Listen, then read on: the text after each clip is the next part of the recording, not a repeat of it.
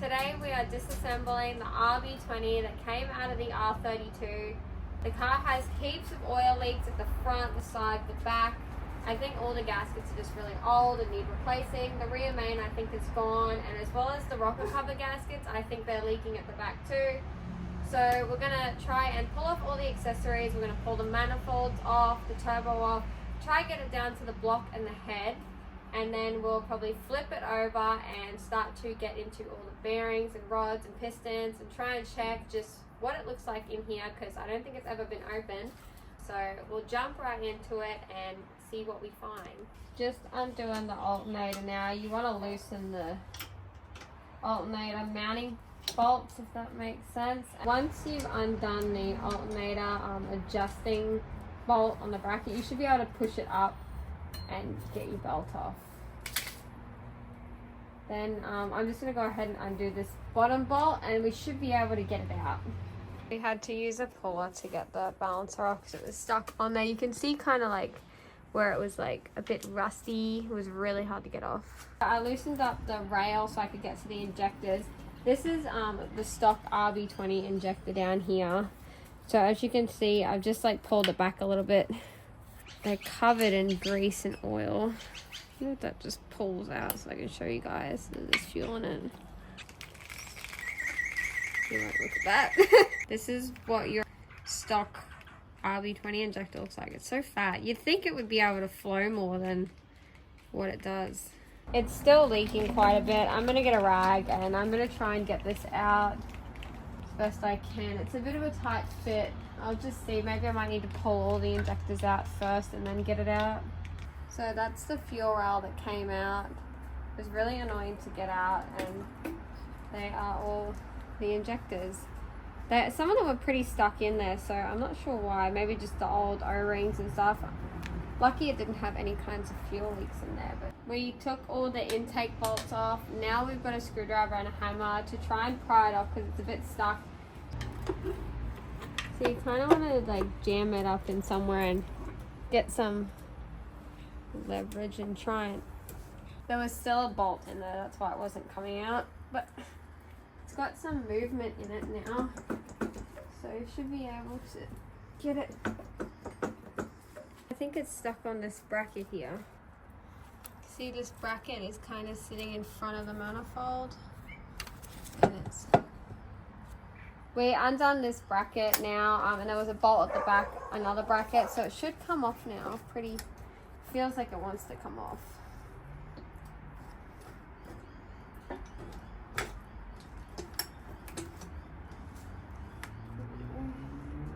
What's still connected?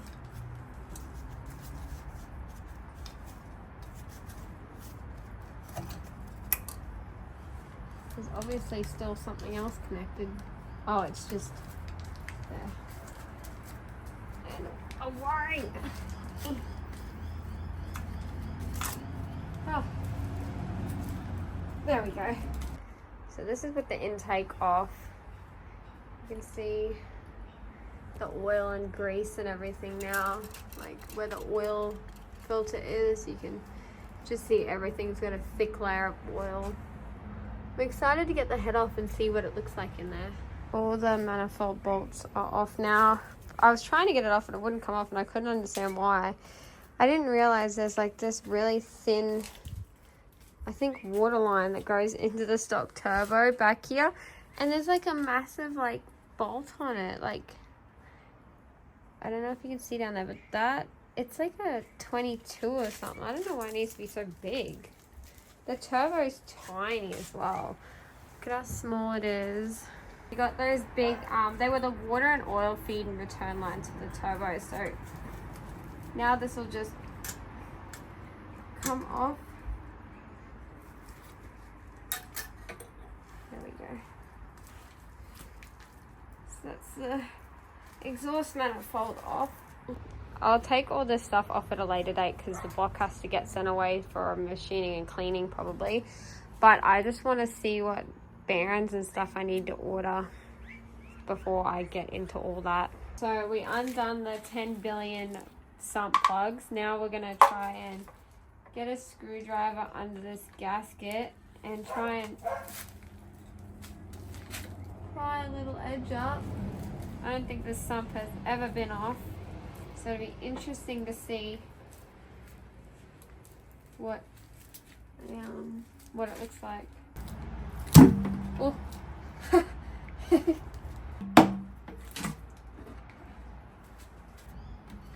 Oh, it's stinky. It's so stinky. Ready? Ta-da! Ooh, it's got a girdle on it. Admittedly, awfully black in there, but it looks pretty good on first glance. So I was about to plonk this back on just so I could film a reel of it coming off when I noticed some stuff on the oil pickup. I didn't have a proper look at it because I wanted to kind of get our reaction. Now, is it some kind of... Oh, it looks like it's just... It appears to be maybe it's just gasket. Oh, and grass. That's so lucky. I thought it was metal. Oh, what a relief. So this is a closer look. It looks pretty good, to be honest. Like, there's nothing like showing me any, like, there's no metal in the sump or anything like that. And if you have a look down, the pistons from this angle look to be okay, but you never know. But I think we're gonna be pretty right with this. So we're gonna take one of the rod caps off. Let's try and... Not too tight, but tight enough.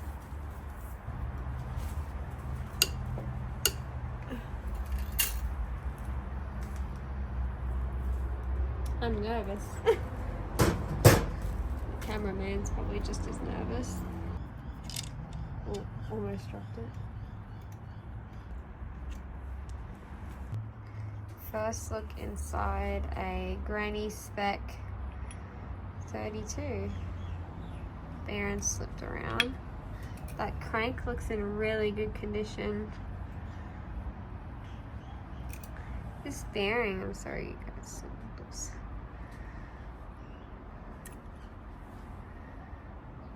That bearing is pretty good, if I do say so myself, for how old the car is. For this car being 92, so what, 32 years old now, this bearing is really good condition, in my opinion anyway. Come down here and look at the crank. The crank is also in, like, look at that. That looks so good. Today is a new day and we'll be continuing working on the RB20. So today's plan is to flip the motor over and get all this front gear off, the timing gear and everything like that. Then go in to remove the head, to then flip it back over and undo all the rods and pistons. We were actually going to undo this girdle first and take the rod caps off until we realized that the girdle actually holds the crank in. So by taking the head off, that way when we undo these, we can put our hand underneath and catch the piston and then take the girdle out, which then lift the crank out, if that makes sense. If you're ever going to do something timing related, you always want to make sure you mark your cam angle sensor so you can put it back exactly where it was. So this one has like a small groove, you can see there. I just marked a white line on the cover and on the cam angle sensor, so when we put it back we can line those up. We undid the bolts, but it's never been moved in its life, I don't think, so it's stuck on there. So we just sprayed it with some WD-40 and gonna let it set and then try and get it off. We had to whack it off here and here, like backwards and forwards, to get it to loosen, because I don't think it's ever been off, but now it's loose. That's the cam angle sensor. And you can see it was like stuck on with this old gasket and it was a bit corroded, so it's a bit stuck in there. So we're taking the cover off now. Just a few bolts, so there's one here, two at the top, and then on either side covered in grease here there's a few, so you just want to get those off And the cover will pop straight off and reveal the timing belt, which I'm excited to see what it looks like after all these years and if it's ever been changed, which I don't think it has. Timing cover is all loose. Let's have a look. The belt's not in that bad condition, just some cracking I'd say is just old, but nothing I'd be worried about, so it's pretty good. Kind of give you guys a better view of what it looks like. Just some light cracking along there, but nothing I'd be worried about at all. Considering for its age, it's pretty good condition. Now we've got the timing gear and all the stuff off the front of the motor. Now we can get in here and undo the cams. So when you undo the cams, you want to undo them evenly so you're not putting all the strain on one end or one part of the cam. So you kind of want to lightly crack them loose from front to back, working your way to the middle. And once they're cracked, undo them a little bit more just so there's not strain on one end. And also I think these are like factory baffles of some sort. Just going to take these off, lift the cams out, lay them on the bench, and then we will be able to access the head studs. All of these came up loose pretty good, except for this one at the back there. It's really tight and there's no tension on it because the cam cap is it's loose off the bottom there. So I'm getting my cameraman to have a go because I don't want to snap anything. We've got a breaker bar on it and it's that tight. You can see the little movement. That's with a breaker bar.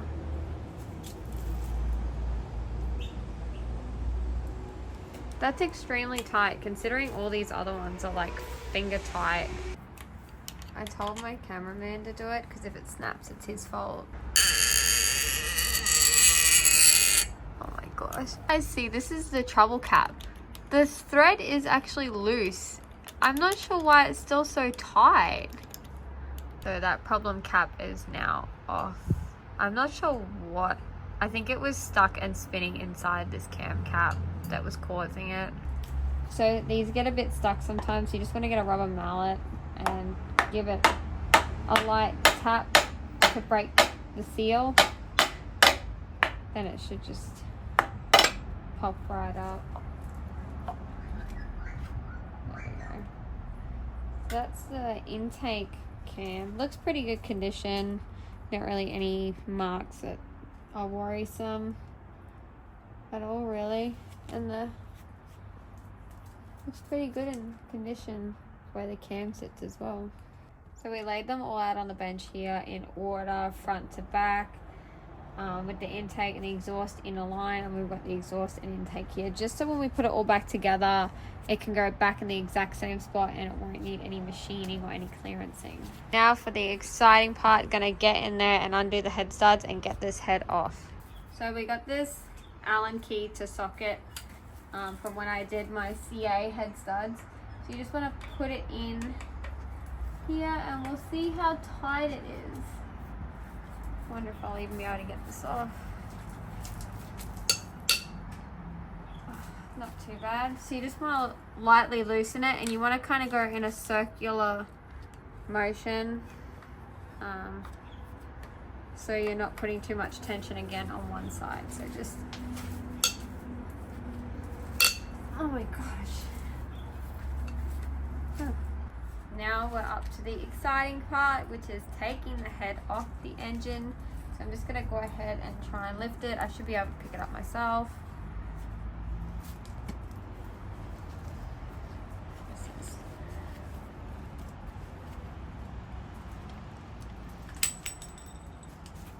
Wow.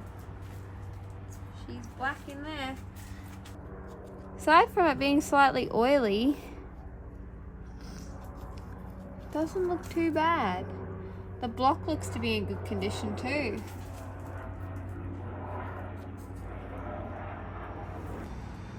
After having a look at the crank and the bearing that came out, it looks pretty good, and as well we're just trying to keep this budget, so we're just going to chuck this cap back on, torque it back down to the OEM spec, and just do all the cleaning, put a new gasket on the bottom here, and just seal the oil pan or the sump back on the bottom. So that's the cap and the bearing. I cleaned it all off. I'm going to oil the front of the bearing before I stick it back on. But you can see it's pretty good. a better angle of the, better view of the crank. You can see how shiny it is. Got this to make the gasket that's going to go around the bottom here to seal the sump and the block. So basically I'm just going to go and make the surface nice and clean with some acetone that I've got on this rag. And just kind of rub the surface. Make sure there's no oil, no grease, so we can get a nice long lasting seal on this gasket. So the idea with this is you basically want to try and get a nice bead around the whole thing. Just like imagine if you were welding. We're going to put the sump on now. That's the silicone job. It doesn't look too pretty because the tube was small and we almost ran out. Yeah, I'm just going to go ahead and whack this one on. Going ahead and doing up all the sump bolts, just hand tight. Get a bit of even pressure on the silicone sump. Then I'll read the packet. I think we have to leave it sit for a little bit and then tighten them up fully, but I'm not too sure. I'm going to read the packet after I get these in hand tight. They're all hand tight now. We have to wait an hour before we can go ahead and do them up tighter. So I'm just going to leave those for now, go and have something to eat, tighten them up, and then we'll probably flip the engine over in a new day and clean it, I'm guessing. I'm going to end the video here. In the next video, I'll be assembling the motor. I've got a bunch of parts coming, including the timing belt and all the tensioners and gaskets coming. So we'll wait for those to arrive, and then we'll put a part 2 to reassembling the RB20. But thank you guys so much for watching, and don't forget to subscribe, and I will see you in the next video.